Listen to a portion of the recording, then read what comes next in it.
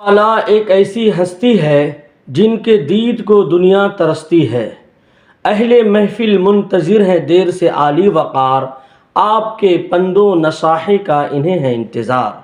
دوستو بزرگوں، اب میں بلا تاخیر سنت نبی کی مکمل تفسیر ہمارے پیر طریقت، واقف اسرار شریعت، حامل قرآن و سنت، قاطع بدعت، اور آپ دیکھیں گے، غور کریں گے تو حضرت کی زندگی امامت و خطابت میں گزری، دعوت و تبلیغ میں گزری، اور ایک زمانہ عرصہ دراز سے مسجد الملک جدہ کے اندر امام و خطیب کی حیثیت سے جلوہ افروز ہیں اور پیاسی امت کو سیراب کرتے ہیں۔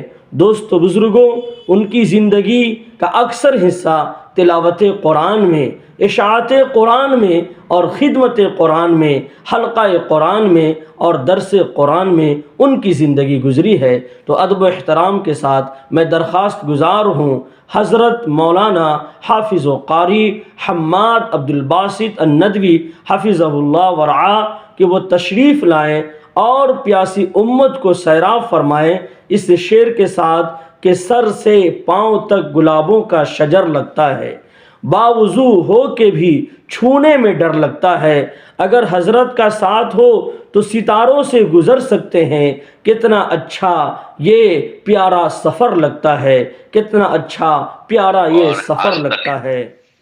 یعنی آپ یہ دیکھیں کہ آپ صلی اللہ علیہ وسلم کے پاس جبرائیل امین آئے اور غار حرا میں، اور وہاں بھی علم کے بارے میں بتایا، اقرأ بسم ربک الذی خلق خلق الانسان من علق۔ اگر علم اتنا اہم نہیں ہوتا تو جنت سے شروع ہو کر کے اور اس غار حرا تک جو کہ آپ صلی اللہ علیہ وسلم پہ 23 سال تک قرآن نازل ہوتا رہا، اور اہم نہیں ہوتا تو اتنے اونچے مقام پہ، اور اللہ نازل فرما رہا ہے، جبرائیل امین لے کر آ رہے ہیں، اور اشرف الانبیاء صلی اللہ علیہ وسلم پہ یہ قرآن نازل ہو رہا ہے۔ تو اگر اہم نہیں ہوتا تو پھر اس مقام تک اور دنیا میں مختلف ادیان میں اور مختلف انداز میں مختلف جگہ پہ اس کام کو کرنے والے جس کو اللہ نے توفیق دی ہے اور وہ اپنی حسن خوبی سے اور اپنی جد و جہد سے اس کو پھیلا رہے ہیں، کر رہے ہیں، یہ تائید غیبی حاصل ہے، اور اس کام کو دنیا کی کوئی طاقت روک نہیں سکتی، کیونکہ جس کام کو خود رب العالمین حکم دے رہا ہے، جس کو نازل کر رہا ہے اور مقرب فرشتہ لے کے آ رہا ہے اور اشرف الانبیاء پہ، اور اس کے بعد پھر جو اس وقت انبیاء کے وارث ہیں وہ اس کام کو خدمت انجام دے رہے ہیں، اور جو مہمان رسول ہیں اس کے لیے جد و جہد کر رہے ہیں۔ تو بہرحال میں نے یہ ایک آیت پڑھی ہے، وَتَوَاصَوْا بِالْحَقِّ وَتَوَاصَوْا بِالصَّبْرِ، کہ یہ کام ایسا ہے کہ جس میں جب ایک انسان اس کے لیے کوشش کرتا ہے، جد و جہد کرتا ہے اور حق کی بات کرتا ہے تو اس کے مصائب و آلام کا سامنا کرنا پڑے گا۔ نبی صلی اللہ علیہ وسلم کے ساتھ بھی ایسا ہی ہوا۔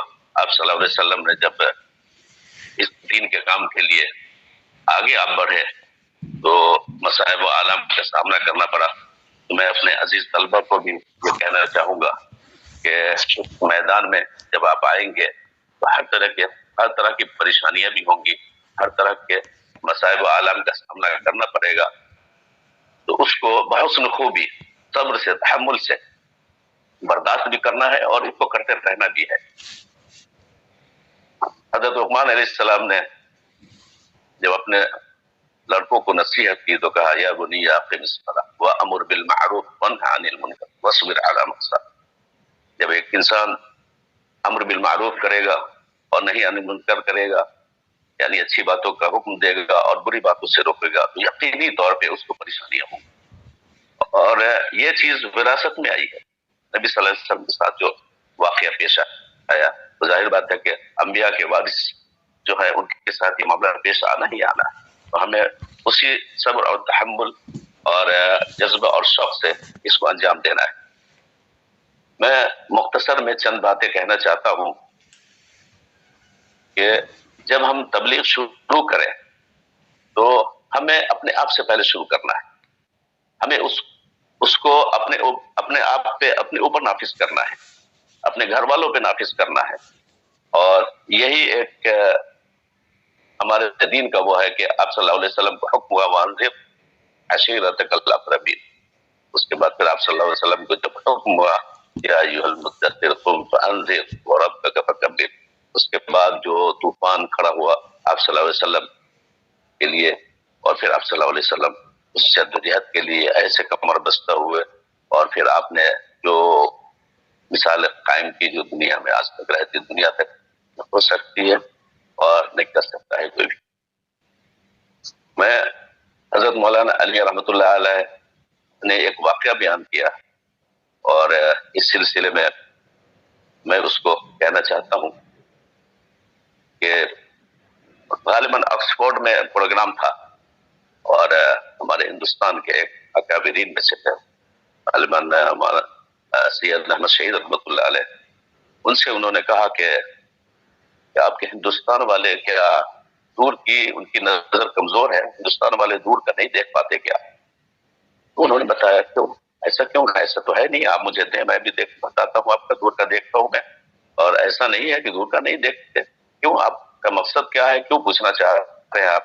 تو انہوں نے بتایا کہ میں نے دیکھا کہ ہندوستان والے لوگ کافی لوگ تھے، اور سامنے سے بہت سی ہیں لڑکیاں ہیں، اور بہت شبز و شادابی ہے، ہر طریقے کے لوگ ہیں، لیکن کسی نے نگاہ اٹھا کر کے نہیں دیکھا. آخر وجہ کیا ہے، کیوں ہے؟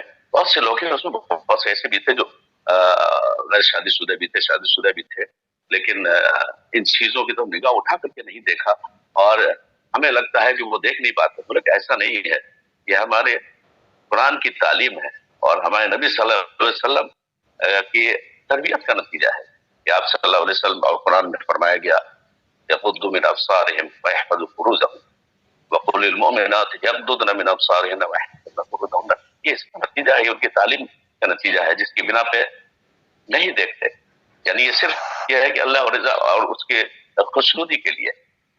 معزز سامعین کرام، ہم نے اب تک جتنی بھی چیزیں دیکھی ہیں، جتنے بھی جو بھی تقریر ہو، عملی اعتبار پہ بھی ہو یا پھر اعمال کا جتنا بھی جس سے بھی تعلق ہو، سارے کا نچوڑ میں یہ سمجھتا ہوں، اور ہر آدمی سمجھتے ہیں، ہر ایک کو یہ واقعیت ہے کہ اس کا سارا کا تعلق جو ہے وہ تقویٰ سے ہے.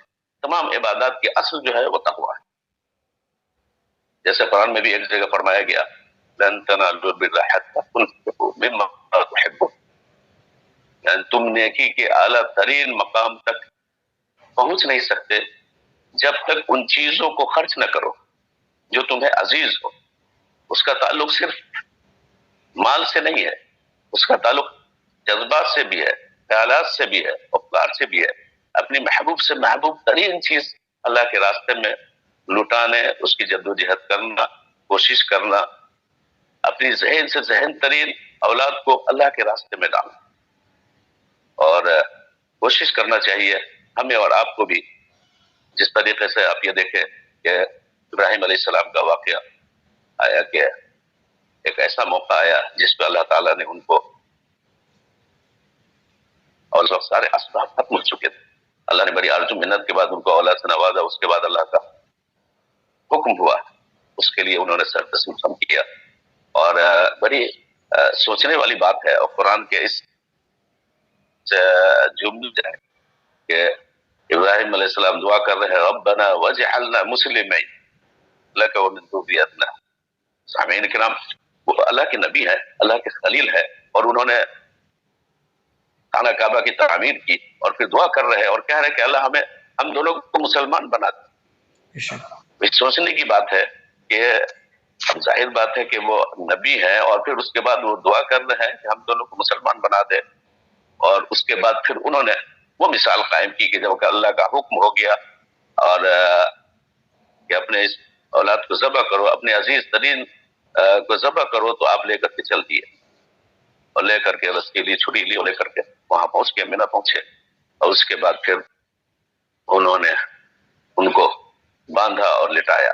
اس وقت بھی اسماعیل علیہ السلام یہ کہہ رہے ہیں کہ ابا جان آپ مجھے اوندھا لیٹائیں، ہمارے ہاتھ پاؤں کو مضبوطی سے باندھ دیں، تاکہ کہیں ایسا نہ ہو کہ آپ اللہ کے حکم کی تکمیل میں کوتاہی ہو جائے، ہمارے اور آپ کی نگاہیں ایک ہو جائیں تو اللہ کے حکم کی تکمیل میں کوتاہی ہو جائے اور آپ کی محبت غالب آ جائے اور آپ اس میں جو ہے کوتاہی کر جائے نہ کر سکے، اس لیے مجھے اوندھا لیٹائیے۔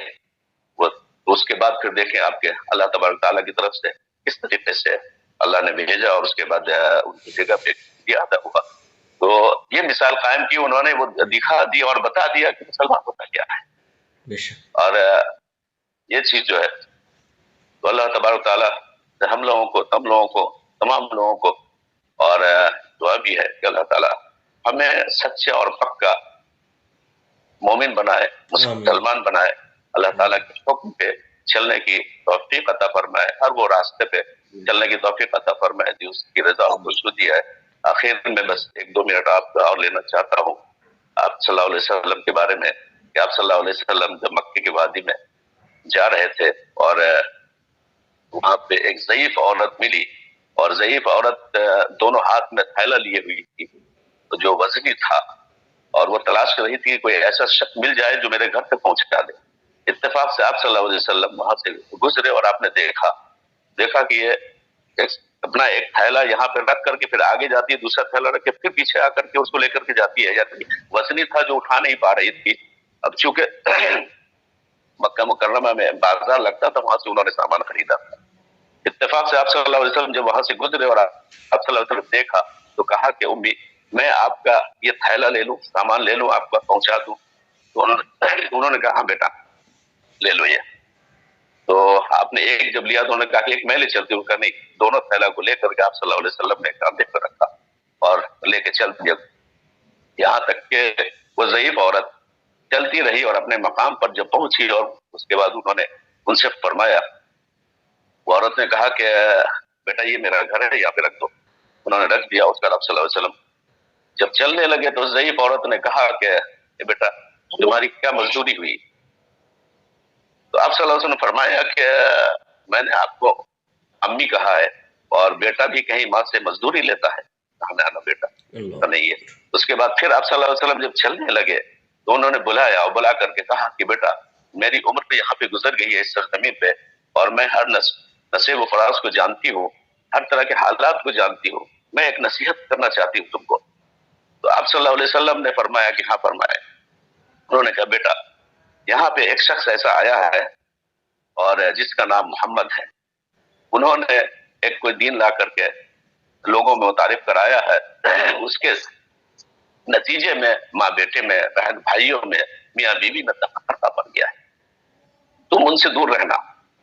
آپ صلی اللہ علیہ وسلم کو جب انہوں نے یہ کہا، آپ صلی اللہ علیہ وسلم کی آنکھوں سے آنسو آ گئے۔ آپ صلی اللہ علیہ وسلم کچھ کہا نہیں، لیکن انہوں نے کہا کہ بیٹا تم روئے کیوں؟ تو انہوں نے کہا نہیں امی کوئی بات نہیں۔ انہوں نے کہا نہیں بیٹا بتاؤ، تو تم نے مجھے ماں کہا ہے تو مجھے بتاؤ۔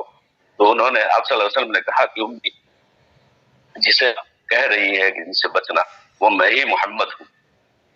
اب یہ کہنا تھا کہ وہ فوراً جو ہے انہوں نے کہا کہ بیٹا اگر تم محمد ہو تو میں تو یہ چاہتی ہوں کہ مکے کے لوگ سب تمہارے جیسے ہوں۔ اور فوراً وہ ان کے اس پہ ایمان لے آئی۔ یہاں تک یہ نتیجہ ہے کہ آپ یہ دیکھیں کہ ہم ہمارے اطوار سے کس طریقے سے اگر ہم نے ان طریقوں کو اپنایا، کیونکہ ہم جس لائن میں ہیں، ہم طالب علم ہیں، تو ہم جس لائن میں کس طریقے لانا ہے، کس طریقے سے ہم شخص ہوتا سامان وہاں رکھنے کے بعد انہوں نے جب نصیحت کی تو کہتی کہ ایسا ہے میں آپ کو وہی واپس رکھ کے آتا ہوں، آپ وہاں سے لے آنا۔ یہ میرے معزز سامعین کرام، تو یہ چیز ہے کہ جو جس طریقے سے ہمارا دین پھیلا ہے، اور قربان جائیے واقعی بہت سے واقعات ہیں۔ تو اسی پہ میں اپنی باتوں کو ختم کرتا ہوں۔ اللہ تبارک تعالیٰ سے دعا ہے کہ اللہ تعالیٰ ہم تمام لوگوں کے اس جد و جہد کو قبول فرمائے اور اس کو جاری و ساری رکھے، اپنی رضا اور خوشنودی کا سبب بنائے۔ وآخر دعوانا ان الحمدللہ رب العالمین۔ آمین۔ جی جزاکم اللہ، احسن الجزا، بارکم اللہ۔ جی آپ بھائی آپ دعا فرما دیں۔ تو چلیے تو آپ کر دیتے تو نہیں آپ دعا فرما دیں۔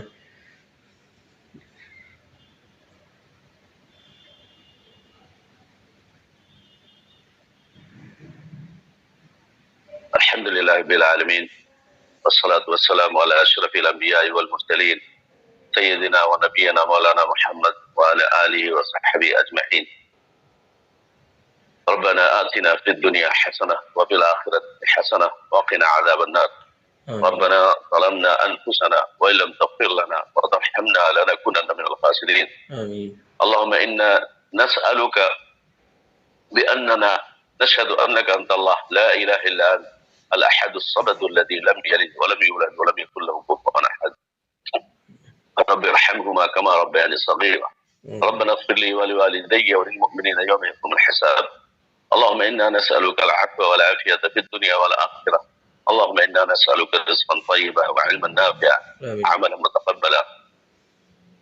اللهم إنك عفو تحب العفو فاعف عنا. اللهم إنك عفو تحب العفو فاعف عنا. اللهم إنك عفو تحب العفو فاعف عنا. اے اللہ، یہ جو جن لوگوں نے اس پروگرام کو کیا ہے، جن لوگوں نے شرکت کی ہے اور جو لوگ سن رہے ہیں، اللہ ہم تمام لوگوں کو اس مجلس کے طفیل میں اور اس مجلس کی برکت سے ان کے ہم تمام لوگوں کے گناہوں کو معاف فرما دے، اسے قبول فرما لے، ہم لوگوں کے لیے اسے باعث رحمت باعث خیر بنا دے اور دونوں جہاں کے لیے راہ نجات بنا دے. اے اللہ ہم تمام لوگوں کے گناہوں کو معاف فرما دے. اے اللہ جو علماء کرام احباب شریک ہوئے ہیں، اللہ تعالی ہم تمام لوگوں کو گناہوں کو معاف فرما کر تمام مسائل کو حل فرما دے، اور جو بیمار ہیں اللہ ان کو شفا عطا فرما.